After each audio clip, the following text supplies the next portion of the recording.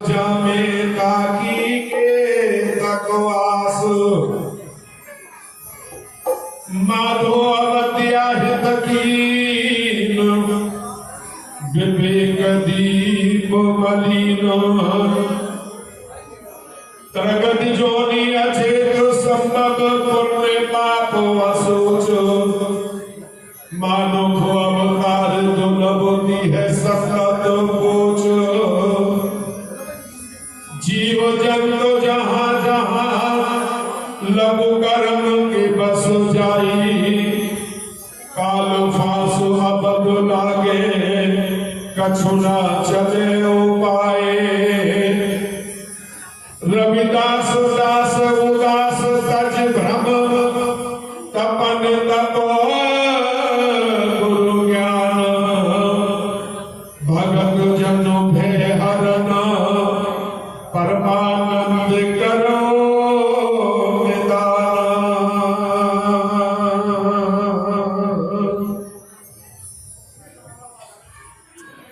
इशारा करते हैं कि एक एक प्राणी एक एक विषय में अपनी जान दे देता है, लेकिन हे मनुष्य तेरे अंदर तो पांचों विषय हैं।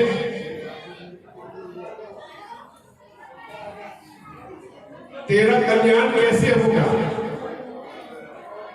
तू अपने कल्याण का मार्ग तलाश। हिरण को शब्द का आसक्ति है, उसका विषय उसको है, जान झोंक देता है। विस्तार में जाऊंगा तो समय चाहिए, लेकिन केवल इशारा कर रहा हूं। हिरण पकड़ने वाले पेड़ पर बैठ जाते हैं, नीचे जाल बिछा देते हैं, एक वादन यंत्र होता है, वो उसको बजाते हैं। कान के हिरण, उसके हिरण के कान में जब उसकी आवाज जाती है, वो व्याकुल होता है, बेचैन होता है उस ध्वनि को सुनने के लिए। मृदंग की आवाज को सुनने के लिए हिरण बेचैन हो जाता है और वो उस पेड़ के आसपास उस आवाज को सुनने के लिए उसका दीवाना बन करके चक्कर काटने लगता है। और एक ऐसी घड़ी आती है वो जाल में फंस जाता है। शब्द आकाश तत्व का विषय है, इसका मुख्य वास कानों के अंदर है। मीन कहते हैं मछली को। मछली पकड़ने वाले कांटे के अंदर मांस डाल देते हैं, कांटे को रस्सी में बांध करके वो जल में डाल देते हैं। मछली आती है, वो उस मांस का रस लेना चाहती है, स्वाद लेना चाहती है, और जैसे ही वो उसको दांत गड़ाती है, वो कांटा उसके गलफू में चुभ जाता है। बेचैन होकर के फड़फड़ाती है, डोरी हिलने लगती है, डोरी को बाहर खींच लिया जाता है। मछली कांटे के साथ डोरी के रास्ते बाहर आ जाती है जल से। रस जल तत्व का विषय है, जिव्या पर इसका प्रमुख बसेरा है। भरंग कहते हैं भौरे को। फूल का स्वभाव है, जब सूर्य चढ़ती कला में होता है तो फूल खिलने लगता है, मुस्कुराने लगता है, और जब सूर्य संध्या की ओर ढलने लगते हैं तो फूल मुरझाने लगता है। उसकी पंखुड़ियों में फूल के अंदर भौरा बंद हो जाता है, उसकी गंध में इतना निमग्न हो जाता है। गंध पृथ्वी तत्व का विषय है और नासिका में इसका मुख बसेरा है। इस ज्ञान इंद्री से इसको जाना जाता है। जैसे शब्द को कान से, रस को जिह्वा से, ऐसे ही गंध को नासिका से यानी नाक के द्वारा जाना जाता है।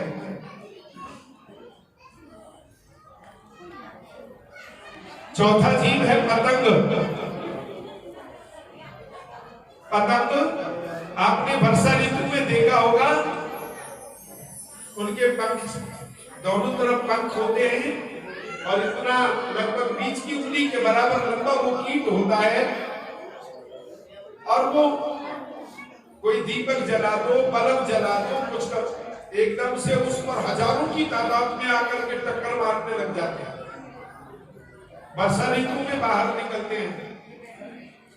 रूप का दीवाना है, रूप अग्नि तत्व का विषय है। आंख रूपी ज्ञान इंद्री से इसका एहसास किया जाता है, अनुभव किया जाता है। रूप पर दीवाना वो पतंगा अपने प्राण एक बार वहां नौछावर कर देता है। कुंचर कहते हैं हाथी को। हाथी को पकड़ने वाले एक गड्ढा खोदते हैं, उसे कमजोर लकड़ियों से गड्ढे को तो काट देते हैं, उसके ऊपर कागज की एक पतली अग्नि खड़ी कर देते हैं। उसको छूने के लिए, उसको स्पर्श करने के लिए काबू होकर के हाथी जब आगे बढ़ता है, उसके जो पैर हैं वो खड्डे पर पड़ जाते हैं, वो कमजोर लकड़ियां टूट जाती है, हाथी खड्डे में गिर जाता है। और उस गड्ढे में गिरने के बाद उसको 2-4 दिन भोजन नहीं दिया जाता, बदहीन कर लिया जाता है, और फिर चाबुकों की मार लगा करके उसको मनुष्य अपना गुलाम बना लेता है। और कई बार शिकारी लोग उसकी हत्या कर देते हैं। स्पर्श वायु तत्व का विषय है, और ये शरीर की जो ज्ञान इंद्रिय त्वचा, जिसे हम खान कहते हैं, इसके माध्यम से इसका अनुभव होता है। एक एक विषय में एक एक जीव मारा जाता है, लेकिन हे मनुष्य, तेरे अंदर तो ये 5 विषय हैं, तेरा कल्याण कैसे होगा? तू अपना बचाव का रास्ता ढूंढ, अपने कल्याण का मार्ग ढूंढ। मृग मीन भरत पतंग कुंचर एक दोख विनाश, पंच दोष असाध जामे ताकि के तकाश। माधव अवध्या हितकीन विवेक लीन मलिन। मनुष्य ने जब जब भी अविद्या का संग किया, यह विद्या का संग चाहे विकार हो चाहे विषय हो, इनमें लपट हो जाना अविद्या है। महाराज कहते हैं उस प्राणी का विवेक रूपी दीपक बुझ जाता है। तरगत जो न चेत संभव पुण्य पाप सोच। 3 खानी के जो जीव हैं, उनमें पुण्य और पाप की सोच नहीं है, वो दूर है इस चीज से। मानव ही जानता है कि पुण्य क्या है, पाप क्या है, धर्म क्या है, अधर्म क्या है, अच्छा और बुरा। लेकिन जानबूझ करके ये गलत रास्ता अपनाता है।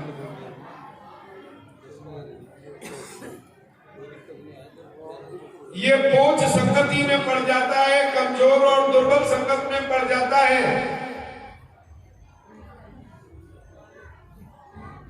सतगुरु जी फरमाते हैं, जीव जंतु जहां जहां लघु कर्म के बस जाए, काल फांस शब्द लागे कछु न चले उपाय।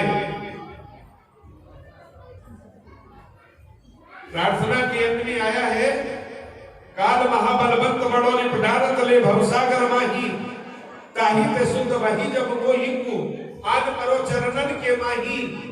ये गुरुदेव काल महाबलवान है, 3 लोक का राजा है।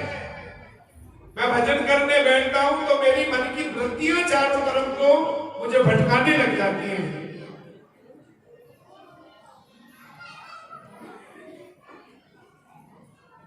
कई बार हम देखते हैं, आते हम संतों का समागम सुनने के लिए हैं,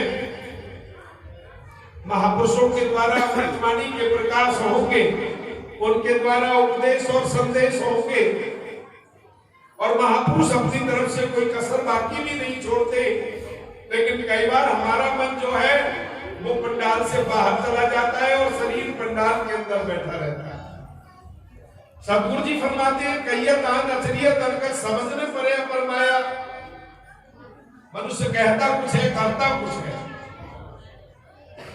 जान अजान भय हम बाबर सोच असोच दिवस जाई।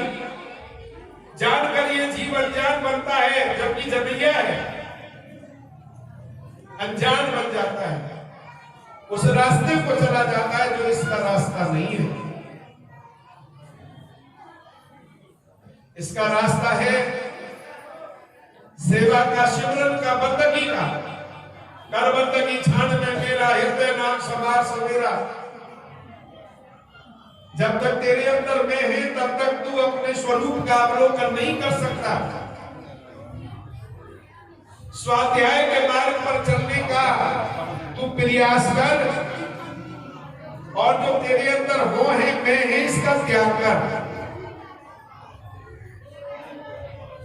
अभी कुछ लोगों के द्वारा आप सुन रहे थे, महाराज जयदास सरकारी जी भी आपको बता रहे थे,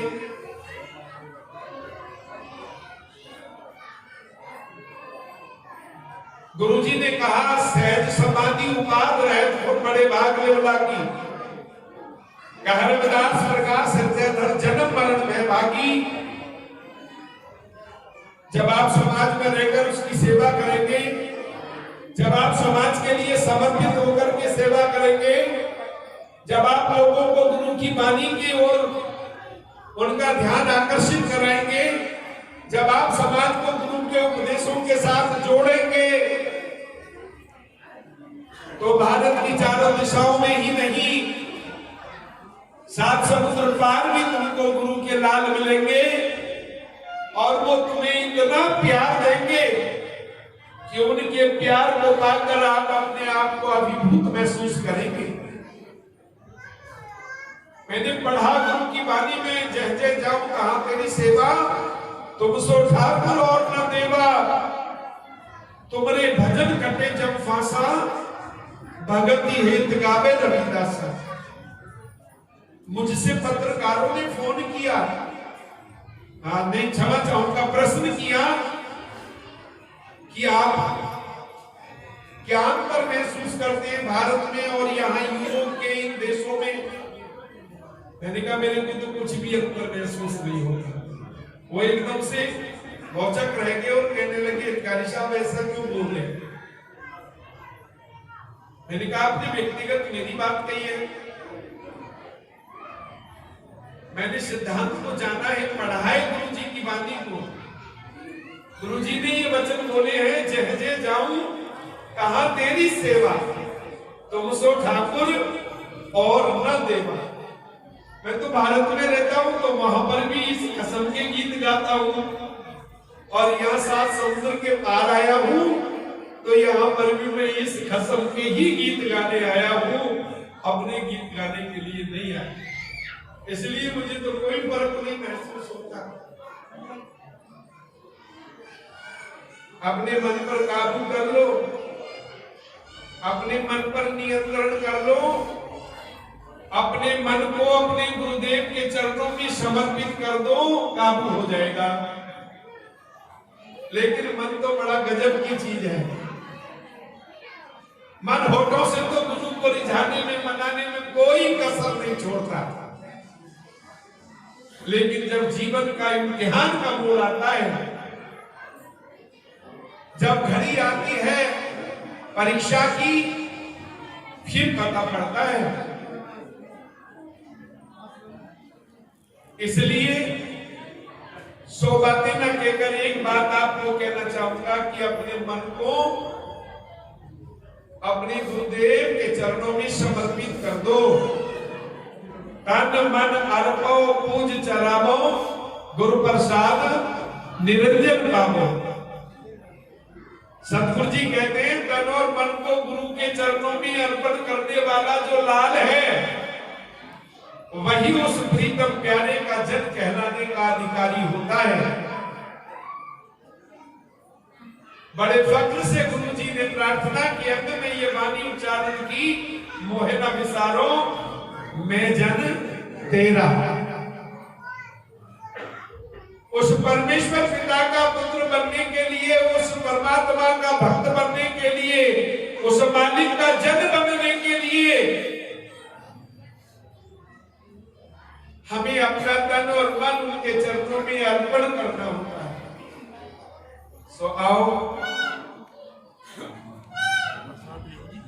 इस प्रार्थना, इस विनती, इस निवेदन के साथ कि आप अपना तन और मन अपने गुरु चरणों में अर्पण करेंगे तो आप पाएंगे कि खसम दूर नहीं है, वो तुम्हारे नेड़े है। अजय हितकारी जी शब्द सुना रहे थे, मेरे रविदास गुरु जी कब तक तड़फाओगे, मेरी आंखें तरस रही कब दर्श दिखाओगे।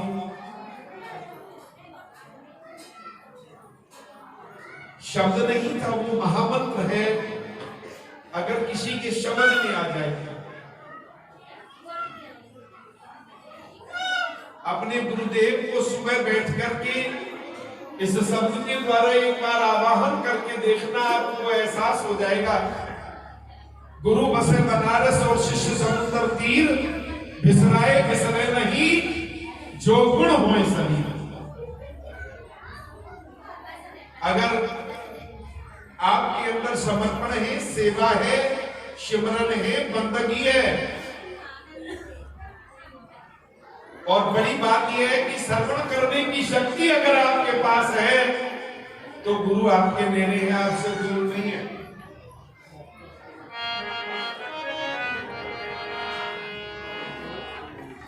महाराज खुशीदास जी काफी समय से मेरे साथ करेंगे तो भैसे भूमि, जैसे गगन, वैसे वायु, आसे अग्नि और नैसे तीर, पंचमहाभूत का ये मानव चोला बना है। और जिसने शिकाया रूपी प्रयोगशाला में स्वाध्याय का मार्ग अपनाकर, आत्म अवलोकन का रास्ता अपनाकर अपने स्वरूप को लख लिया, पांच तत्वों के इस पिंजड़े में मैं कौन हूं, पांच तत्व की इस प्रयोगशाला में मैं कौन हूं, मैं पांच तत्व हूं या इससे अलग हूं। जिन्होंने इस विवेक को, इस ज्ञान को अर्जित किया, आज दुनिया उन पर पीएचडी कर रही है। चाहे वो सदगुरु कबीर साहब हो, जिनको संत मत की आदि गुरु की उपाधि से विभूषित किया गया, और चाहे वो संत शिरोमणि गुरु रविदास जी महाराज हो, जिनको संत मत ने, जिनको भारत के इतिहास ने संत शिरोमणि की उपाधि से विभूषित किया। अब इस धरती पर और कोई दूसरा साधु ऐसा पैदा नहीं हुआ जिसको आदि गुरु कबीर साहब के बाद कहा गया हो या गुरु रविदास जी के बाद में संत शिरोमणि कहा गया हो। सतगुरु रविदास महाराज की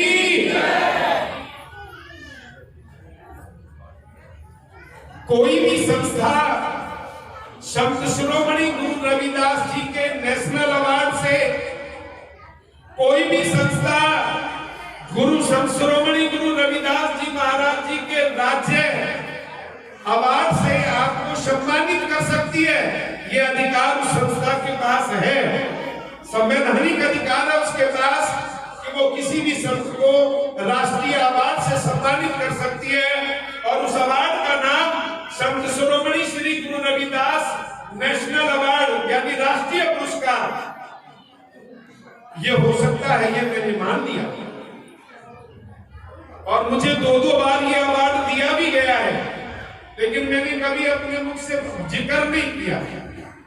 भारतीय दलित साहित्य अकादमी ने,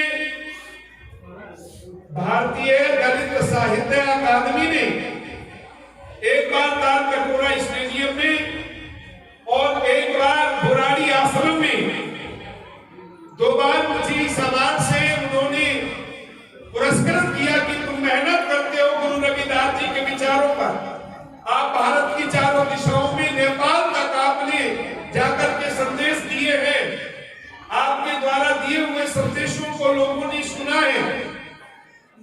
लेकिन मैंने कभी अपना दिमाग उधर लगाया नहीं, क्योंकि गुरु कहते हैं सहज समाधि उपाधि रहत।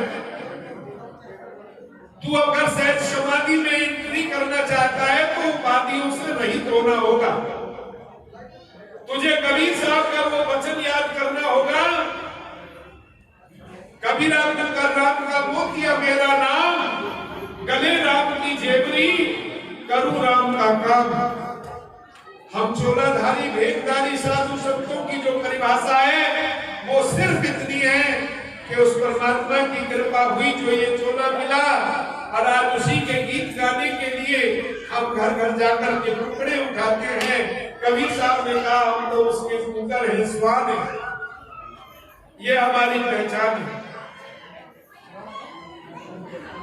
तू जानत ने कसु नहीं भव खंडन राम, शकल जी शरणागति प्रभु पूरन काम। हमें सिर्फ ये बात गुरु रविदास जी की याद रखनी चाहिए कि हम कुछ नहीं है, जो कुछ है इस कसम के कारण है, इस परवरदिगारे आलम के कारण है, इस रहबर के कारण है। और आज ये जो बगीचा अनेकों फूलों और कलियों से, और उसमें भी रंग बिरंगे फूल और रंग बिरंगी कलियां, कहीं चौहान साहब आ रहे हैं, कहीं त्यागी जी आ रहे हैं, कहीं शर्मा जी आ रहे हैं। जयदास ने रंगपुर में जाकर के ये सब देखा है, और मुझे खुशी होती है ये कहते हुए कि उन्होंने अनुकरण किया अपने गुरु का, उसके पद चिन्हों का।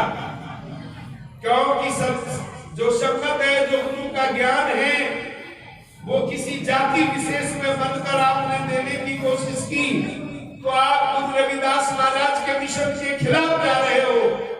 अपना हृदय इतना बड़ा करो, अपना दिल इतना गहरा करो कि समुद्र भी 100 बार सोचे कि गहराई तो मेरी ज्यादा थी, लेकिन संत तो अनंत हो गए। रविदास हमने जो जाने सो जान, संत अनंत है, अंतर नहीं। सिद्धांत को जानो, सिद्धांत को तब जानोगे जब किसी साधु की संगत करोगे। अब साधु के पास रहने में तो ऐसे डर लगता है जैसे मानो साधु के मुख से निकले हुए वचन मधुमक्खी या ततैया हो, कहीं काट न लगे। संगत कीजिए साधु की हरे गैर की ब्याद, ओछी संगत जरूर की आठों पहर उपाद। आज मूर्ति स्थापना दिवस है, बहुत अच्छा कार्यक्रम